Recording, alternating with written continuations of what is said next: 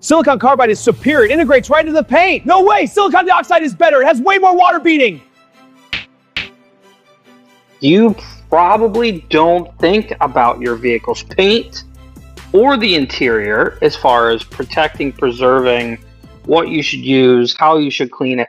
That's actually a good thing. I don't want you to think about that. That's what I'm doing. You pay me to think about it for you. This video is going to kind of super nerdy, so hang on tight. It's kind of SiC versus SiO2, silicon carbide versus silicon dioxide. Which one is better? Not that you need to go out and shop around. This is just educational to help you understand which coating is better and why. Does one offer benefits over another? We are going to discuss that in this video. Ceramic coatings bond to clear coat in different ways. Silicon dioxide bonds differently than silicon carbide. The SiO2 or silicon dioxide bond. So first, understanding what is silicon dioxide. Think of like high quality glass or quartz. That is the strength of it, right? It is on the pencil hardness scale. It is a 7 to 9. So don't make too big of a deal about that. There's two scales, the pencil hardness and then the Mohs. The Mohs scale is a harder scale. So like a 9 on the pencil hardness scale would not be as hard as 9 on the Mohs scales. A lot of times you'll see 9 on the hardness scale. Well, which one? It does make a huge difference. So the bond that the silicon dioxide make, so the silicon dioxide particles are suspended in a resin. They're the anchor. The resin is the anchors. So think of these resins are like mortar for bricks, right? One brick mortar, another brick, and so on and so forth. You can think of it like glue or like Velcro holding something together. It's a pretty good bond. It's a strong bond, but it's definitely not the strongest bond. It's certainly way stronger than wax. Just to give you an idea, wax is like magnets on a fridge. They're going to stay, but you bump them and they come off very easily.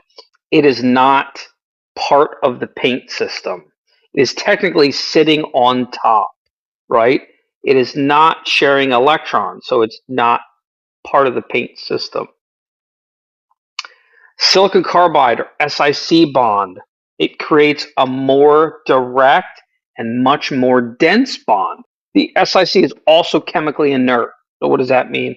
If something is inert, it means it's kind of dead. It does not react, right? So when a chemical touches the silicon carbide coating, it does nothing to it. It's not reacting. Think of spilling paint thinner onto a painted fence. It's going to like bubble and kind of eat the paint. That is not inert, right? That is reactive. It reacted to the chemical and was damaged. Or when you drop something on the silicon carbide coating, it has no reaction. So the SiC forms a more robust and dense protective layer. Think of it like it's married to the clear coat. It's integrated. The two become one. They're kind of locked together. You can think of paper clips, a whole bunch of paper clips. So not only are they interlocking to the clear coat, they're interlocking to each other. That's what we call cross-linking. When the coating is put down, it's searching for areas to grab onto because it's becoming unstable. It's suspended both of them are suspended in a solvent, and they're not searching for anything. So you open it and you put it onto the clear coat, it's unstable. It doesn't know what to do. So it's finding something to grab onto, then it locks onto. It's kind of cool. You can also look at, going back to how are the two different coatings attached? SiO2 coatings are attached or anchored like glue, like we talked about, or like Velcro or mortar. SiC is more like it's welded, right? So again, the SiO2 coating kind of covers the pores, kind of rides those contours, where a silicon carbide coating covers the pores, right? That's why an SiO2 coating tends to lose its water beading abilities. I've heard many detailers like, I coated this car 9 months ago, it doesn't water bead anymore. It's because it's prone to clogging. It just is, because it's not covering the pores. It's actually flowing in them and just coating over them, and then dirt and just gunk gets in there, and then the water beading kind of stops. So once those resins of the SiO2 coating, they start to get broken down and worn down, then the coating kind of has nothing to attach itself, and then it's not there anymore.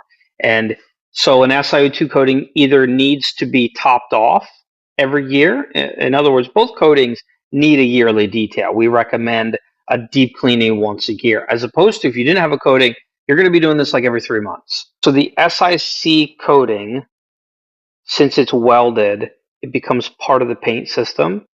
It's really hard to remove it. The only way to remove it is to polish it off.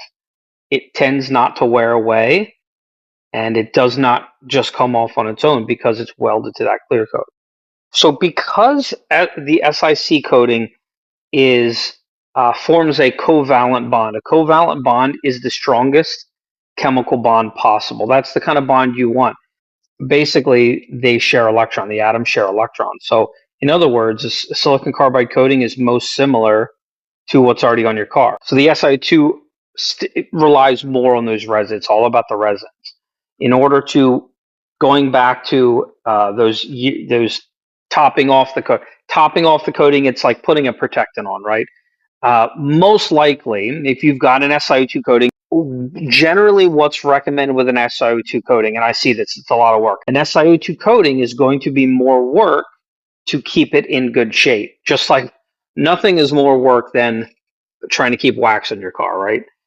That is the most amount of work. The second most amount of work is a sealant. The third most amount of work is an SiO2 coating. The least amount of work is an SiC coating. The reason that the SiO2 coating is more work than the SiC coating is because, again, they both require that yearly detail to kind of rip that stuck on, the dirt in your clear coat, the dirt that's kind of like sticking up. It needs to be removed. You remove it, and now it's gone. That's what they both need. The SiO2 coating needs those resins to kind of be boosted or rejuvenated or topped off. In other words, most likely either every 6 months or once a year, in order for your warranty to be valid, they have to put some of the coating back on. Now, chances are they're not putting back on the original coating. They're probably putting on a diluted version, right? Think of the resin content of an SiO2 coating having 70 to 80, 90% of the ceramic of the SiO2. They're putting probably a version of like 20 to 40%, right? So more like a sealant that'll last about a year, right? More like a consumer grade SiO2 coating, something that's not as strong, that'll help maintain those resins, those building blocks, those anchor points. An SiO2 coating does not need toppers. Can you put it on? Yeah, I do all the time. We recommend something like that, but it's not required. The SiO2 coating, they're going to require you to come back in every 6 months or every year. The reason that you have to do that is because those anchor points break down very easily. The coating clogs and loses hydrophobic properties. The reason I sell SiC coatings is because they're superior. An SiC coating is just absolutely superior. Now, it is, from a detailer's perspective, it is a little more difficult to apply. Some are more difficult than others. That's okay. It's worth it for me. It tends to be a more premium option. In other words, I'm probably going to charge more for this because it is more dense, it's stronger, etc. Think of it this way: SiO2 coatings are more for shorter term, right? Lease returns, older vehicles. They tend to be on the lesser expensive side. I have a feeling whoever you got your coating from, if it's SiO2, if you didn't get it from me, they probably don't know these things. You want to keep your coating in your car looking good, you have to do XYZ, ABC. You better do this stuff or it's going to look like crap.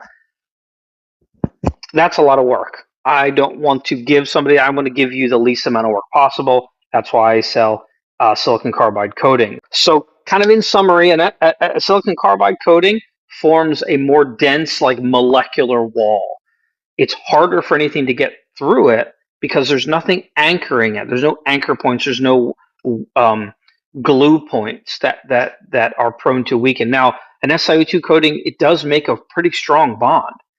It's just, unless you maintain it kind of more religiously, those resins, those mortar, the Velcro they're going to break down. But it is a good bond. It's much better than any wax or sealant you're going to put on your car. Although, yes, coatings do have a life. And SIC, and here's kind of my point in this whole video. And what I'm saying is, you're not getting ripped off if you buy an SIC. You probably never thought, I don't want you to think about this. Really, I just want you to trust me that I'm putting the most dense coating on your vehicle as I possibly can. But an SiO2 coating, 1 to 3 years. That's its life. Now, maybe you have one on your car that has a 5-year, 9-year, 10-year warranty on it. Right. Okay. So stay with me here. 1 to 3 years, if left alone, is all a SiO2 coating will last, because those anchors will break down. Right. So why are they having you come back in once a year? Putting back on a diluted version of the coating to kind of carry it longer than 1 to 3 years. It's a 5-year coating. They're going to have you come in 5 times. And then they're not going to require you to come in at all. Maybe you'll stop, maybe you won't.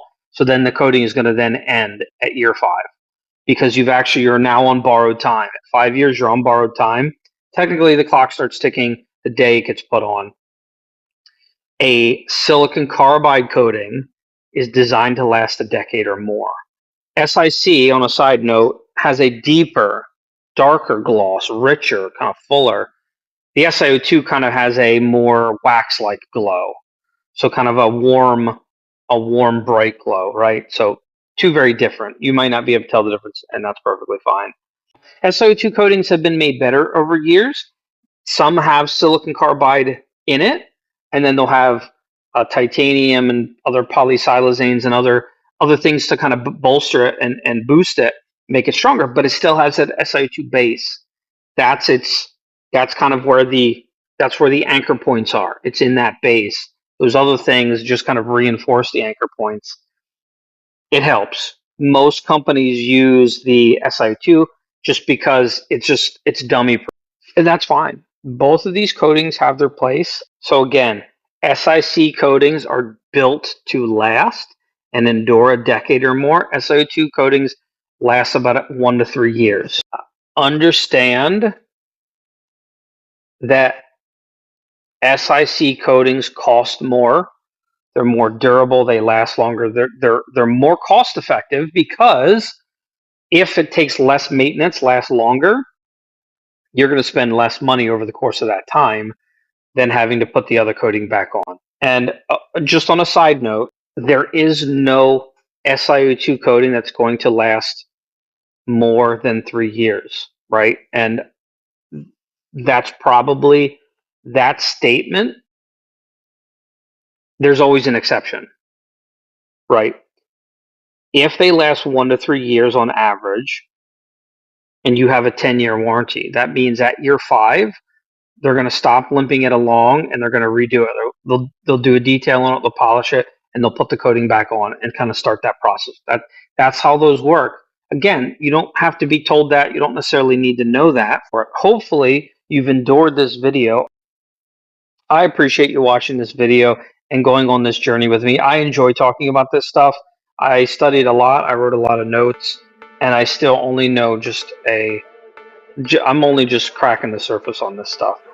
Thanks for watching. I appreciate it, and I will see you in the next video.